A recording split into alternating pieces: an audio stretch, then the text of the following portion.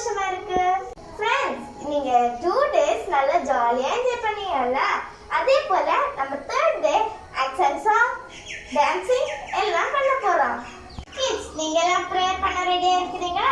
நம்ம ப்ரேயர் பண்ணி ஸ்டார்ட் பண்ணுவோம். அன்புள்ளே ஏசப்பா, இந்த நல்ல நாளை தந்ததுக்கு நன்றி. இந்த நேரத்தில் ஏசப்பா நாங்கள் கிட்ஸ் ஃபர்ஸ்டோட டே 3 ஸ்டார்ட் பண்ண போகிறோம். ஏசப்பா, இணைந்திருக்கிற ஒவ்வொரு பிள்ளைகளையும் ஆசீர்வதிங்க. பேரண்ட்ஸ், டீச்சர்ஸ் ஒவ்வொருவரையும் ஆசீர்வதிங்கன்றவரே. இந்த நாளிலையும் நாங்கள் கற்றுக்கொள்ள போகிற வசனங்கள், ஸ்டோரி, ஆக்ஷன் சாங் எல்லாம் எங்களுக்கு பிரயோஜனமுள்ளதாக மாற்றுங்க. நீங்கள் நடத்துங்க. உங்களுடைய கருத்தில் தாழ்த்திக்கிறீங்க. இயேசுவின் நாமத்தில் பிதாவே, ஆமென். கிட்ஸ், நம்ம 2 days நிறைய சாங், டான்ஸ், வசனம் நிறைய படிச்சோம் தானே. நம்ம இப்போ டே 3ல வந்திருக்கோம். உங்களுக்கு இந்த நாளுடைய தலைப்பு என்ன தெரியுமா? நாள் 3 தலைப்பு இஸ்ரவேல் ராஜ்யத்தின் முதல் தீர்க்கதரிசி. நம்ம சேர்ந்து சொல்லுவோமா? இஸ்ரவேல் ராஜ்யத்தின் முதல் தீர்க்கதரிசி. நம்ம கிட்ஸ் ஃபெஸ்டோட தலைப்பு ஞாபகம் இருக்கா? கிட்ஸ் ஃபெஸ்டோட தலைப்பு ஆயத்தப்படு, ஆயத்தப்படுத்து. நாள் 1 தலைப்பு சாமுவேலின் பிறப்பு. நாள் 2 தலைப்பு தேவ சத்தம் கேட்ட சாமுவேல். டே 3 தலைப்பு சொல்லுங்க பாப்போம். இஸ்ரவேல் ராஜ்யத்தின் முதல் தீர்க்கதரிசி. ஓகே கிட்ஸ், நம்ம இப்ப தீம் சாங் பாத்துடலாமா?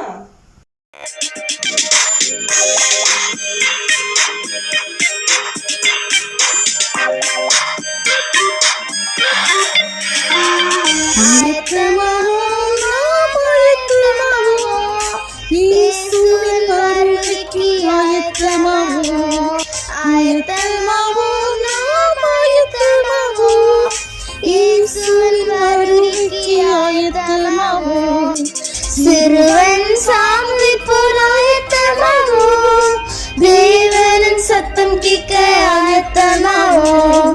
சிறுவன் சாமி போல் ஆயத்தமாவோம், தேவனின் சத்தம் கேட்க ஆயத்தமாவோம். ஆயத்தமாவோம், நாம் ஆயத்தமாவோம், இயேசுவின் வருகைக்கு ஆயத்தமாவோம். ஆயத்தமாவோம், நாம் ஆயத்தமாவோம், இயேசுவின் வருகைக்கு ஆயத்தமாவோம். வனாந்தரத்தில் மோசே போல் ஆயத்தமாவோம், ஜனங்களை விடுவிக்க ஆயத்தமாவோம். வனாந்தரத்தில் மோசே போல் ஆயத்தமாவோம், ஜனங்களை விடுவிக்க ஆயத்தமாவோம். ஆயத்தமாவோம், நாம் ஆயத்தமாவோம், இயேசுவின் வருகைக்கு ஆயத்தமாவோம். ஆயத்தமாவோம், நாம் ஆயத்தமாவோம், இயேசுவின் வருகைக்கு ஆயத்தமாவோம். சீஷனாம் பவுல் போல் ஆயத்தமாவோம், நீதியின் கிரீடம் பெற ஆயத்தமாவோம். சீஷனாம் பவுல் போல் ஆயத்தமாவோம், நீதியின் கிரீடம் பெற ஆயத்தமாவோம். ஆயத்தமாவோம், நாம் ஆயத்தமாவோம், இயேசுவின் வருகைக்கு ஆயத்தமாவோம். ஆயத்தமாவோம், நாம் ஆயத்தமாவோம், இயேசுவின் வருகைக்கு ஆயத்தமாவோம். Kids fest, kids fest, kids fest, இது குட்டீஸ் கொண்டாட்டம்.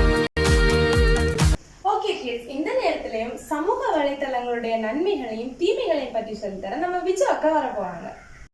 பிரைஸ் தி லார்ட் குட்டீஸ். இந்த 3rd day வீடியோஸ்ல உங்களை பார்க்கறது ரொம்ப சந்தோஷம். டிஜிட்டல் வேர்ல்ட ஸ்மார்ட் ஆக்குற சோஷியல் மீடியாவை பத்தி தான் நான் இன்னைக்கு கூட ஷேர் பண்ண போறேன். சரி, சோஷியல் மீடியாவை என்ன நம்ம யூஸ் பண்ற வாட்ஸ்அப், இன்ஸ்டாகிராம், யூடியூப் இது எல்லாமே என்னதுன்னா சோஷியல் மீடியா. சரி, இந்த சோஷியல் மீடியாவை நம்ம எதுக்காக யூஸ் பண்றோம்? ஃப்ரெண்ட்ஸ் கூட பேச, இன்ஃபர்மேஷன்ஸ் கேதர் பண்ண, ஷாப்பிங் பண்ண, டைரக்ஷன்ஸ் பார்க்க, இப்படி நிறைய காரியங்களுக்காக நம்ம யூஸ் பண்றோம், அப்படித்தானே? இதெல்லாம் இருக்கட்டும், பைபிள்ல ஒரு வசனம் இருக்குது. 1 கொரிந்தியர் 6:12 வசனம். எல்லாவற்றையும் அனுபவிக்க எனக்கு அதிகாரம் உண்டு, ஆகிலும் எல்லாம் பொருந்தியாராது. எல்லாவற்றையும் அனுபவிக்க எனக்கு அதிகாரம் உண்டு, ஆகிலும் எல்லாம் ஒன்றிற்கும் அடிமைப்படப்பட்டேன். சோஷியல் மீடியாவை நம்ம யூஸ் பண்றோம், ஓகே தான்.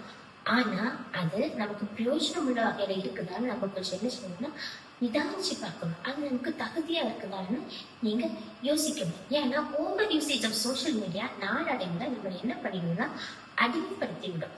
நம்ம எந்த ஒரு காரியத்தை எடுத்தாலும் அது நமக்கு பிரயோஜனமா இருக்குதான்னு நம்ம கண்டிப்பா என்ன சொல்லணும்னா யோசிக்கணும்.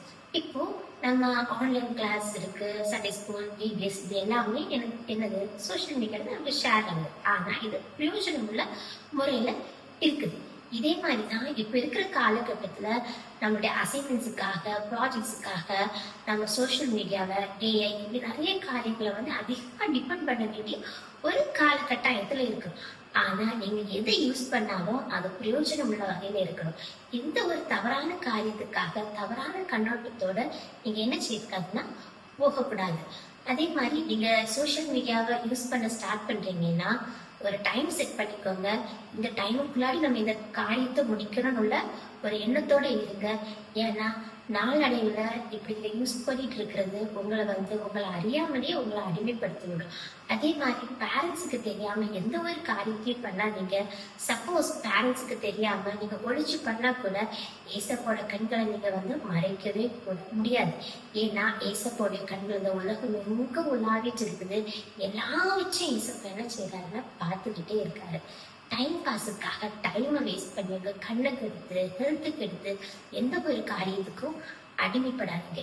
கிடைக்கிற கொஞ்சம் நேரத்துல ஏசப்பாவை நோக்கி பாருங்க. ஏசப்பா கண்டிப்பா உங்களோட வாழ்க்கையை பிரகாசமா மாற்றுவார். ஆமென்.